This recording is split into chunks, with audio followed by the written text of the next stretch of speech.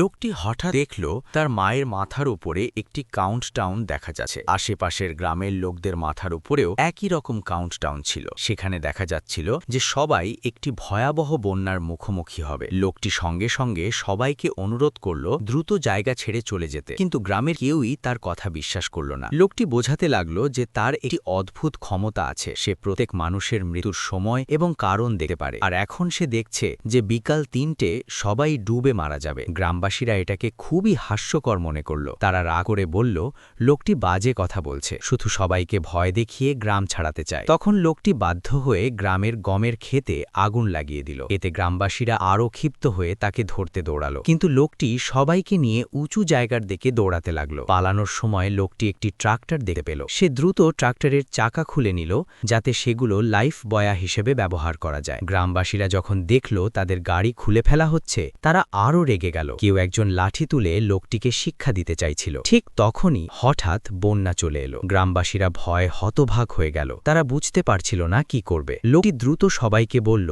সবচেয়ে উঁচু জায়গার দিকে দৌড়াতে, কিন্তু বন্যার পানি এত দ্রুত আসছিল যে তা অল্প সময়েই তাদের কাছে পৌঁছে গেল। এখন সবাই গভীরভাবে অনুতপ্ত হল যে তারা আগে লোকটির কথা বিশ্বাস করেনি। লোকটি সবাইকে নিয়ে প্রাণপণে একটি গাছে উঠে পড়ল, কিন্তু কিছুক্ষণ পর হঠাৎ করেই বন্যার পানি নেমে গেল। গ্রামবাসীরা ভাবল হয়তো এটা শুধু উজান থেকে ছাড়া সাধারণ পানি ছিল। তারা আবার লোকটিকে দোষ দিতে শুরু করল যে সে সবাইকে প্রতারণা করেছে। লোকটিও খুব অবাক হয়ে গেল। তখন সে দেখল গ্রামের লোকদের মাথার ওপর থাকা কাউন্টডাউন এখনও অদৃশ্য হয়নি। এখন সেখানে দেখা যাচ্ছে সবাই বিকাল 4টে ডুবে মারা যাবে। লোকটি দ্রুত সবাইকে বলল যে 4টে বাঁধ পুরোপুরি ভেঙে যাবে। এরপর সে তার পরিবারকে নিয়ে বাঁধটি দেখতে গেল। সেখানে সত্যিই কিছু ফাটল দেখা যাচ্ছিল, কিন্তু গ্রামবাসীরা মনে করল এত ছোট ফাটলে বাঁধ ভেঙে যাওয়া সম্ভব নয়। লোকটির কাছে আর সময় ছিল না বোঝানোর। সে গ্রামের প্রধানের ট্রাক্টর ব্যবহার করে ফাটল বন্ধ করতে চাইল, কিন্তু গ্রামের প্রধান ভীষণ রেগে গেল।